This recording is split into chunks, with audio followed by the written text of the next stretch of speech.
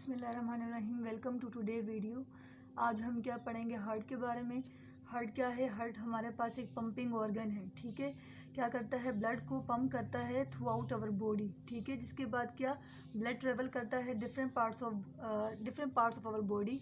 So heart is a hollow muscular organ that pumps blood throughout the circulatory system. Heart क्या है? हमारे पास एक होलो muscular organ जो कि पंप करता है ब्लड को throughout the circulatory system of our body.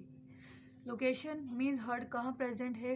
तो हार्ट हमारे पास thoracic cavity means chest cavity in the mediastinum. Mediastinum क्या है? ये हमारे पास एक स्पेस है बिटवीन टू लंग्स, ठीक है।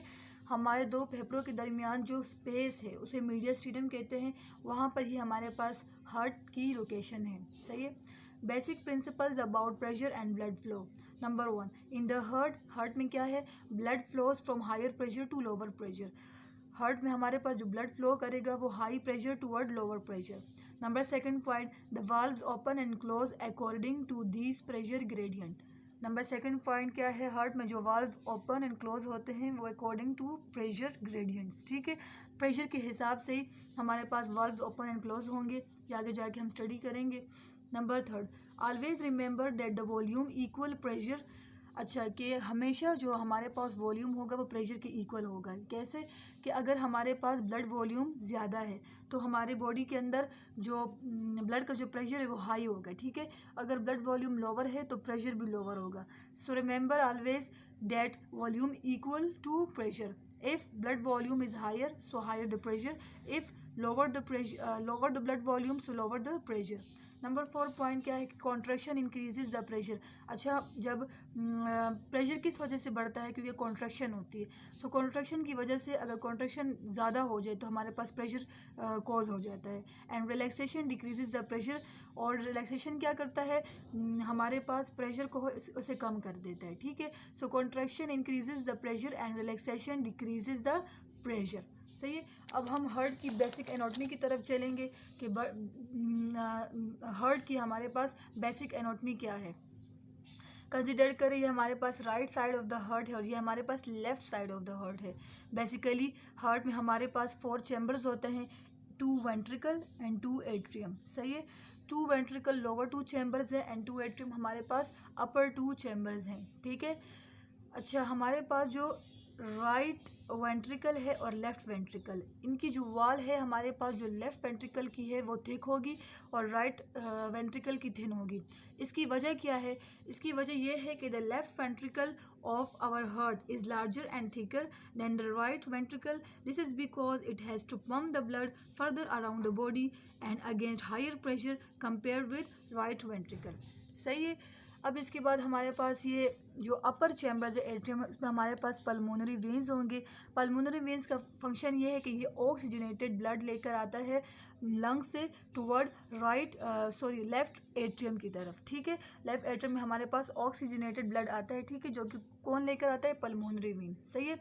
इसके बाद हमारे पास वाल्व्स हैं, ठीक है। हमारे पास एक सेमिलुनर वाल्व है और ये हमारे पास दूसरा जो वाल्व है जो कि आर्ट्रियोवेंट्रिकुलर वाल्व है, ठीक है, जिसे हम कहते हैं माइट्रल वाल्व और bicuspid valve.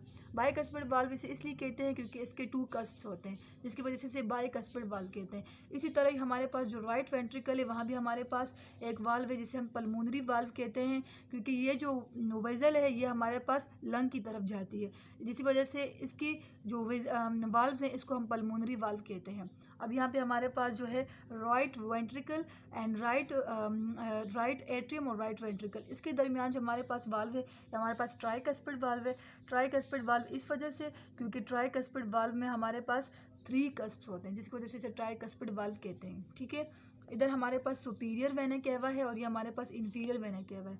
Superior vena cava वो वेजल है जो कि हमारे पास हमारी बॉडी के अपर पार्ट से ब्लड लेकर आती है और inferior vena cava lower part of the body, ठीक है, जहाँ से डीऑक्सीजनेटेड ब्लड जाता है हमारे पास राइट एट्रियम में। राइट एट्रियम से फिर हमारे पास राइट वेंट्रिकल में और राइट वेंट्रिकल से पल्मोनरी वाल्व में, जो कि फिर लंग की तरफ लेके जाते हैं ब्लड को, जहाँ पे ब्लड फिल्टर आउट होके पल्मोनरी वेन उसे लेकर आती है, जो कि हमारे पास फिर लेफ्ट एट्रियम में आता है, और लेफ्ट एट्रियम से इन्हीं माइट्रल वाल्व से पास होते हुए लेफ्ट वेंट्रिकल में, और लेफ्ट वेंट्रिकल से हमारे पास आउटर के थ्रू, और आउटर से हमारे पास हमारी जो बॉडी में जितनी भी ब्लड की जो सर्कुलेशन होती है वो आर्टरीज़ के थ्रू होती है। सो आउटर आर्टरीज़ में ब्लड ट्रेवल करवाता है, जिसके थ्रू तमाम बॉडी पार्ट्स में क्या ब्लड ट्रेवल शुरू हो जाता है। ठीक है। अच्छा, इन वाल्व्स का फंक्शन क्या है? इन वाल्व्स का फंक्शन ये है कि ये वाल्व जो होते हैं, इसकी वजह से जो ब्लड सर्कुलेशन है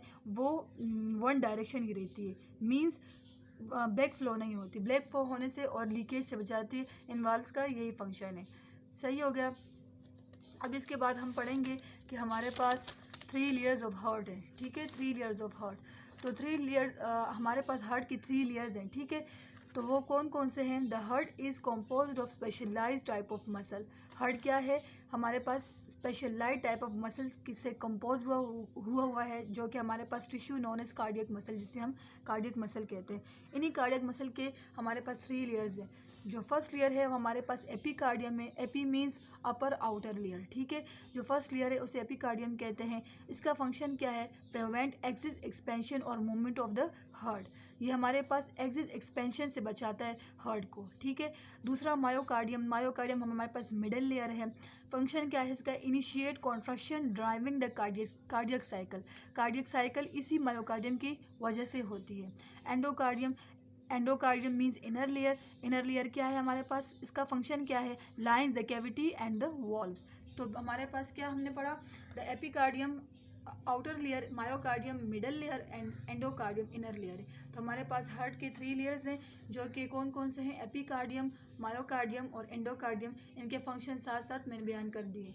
तो ये हमारे पास आज का टॉपिक था। उम्मीद है कि आपको अच्छा लगा होगा।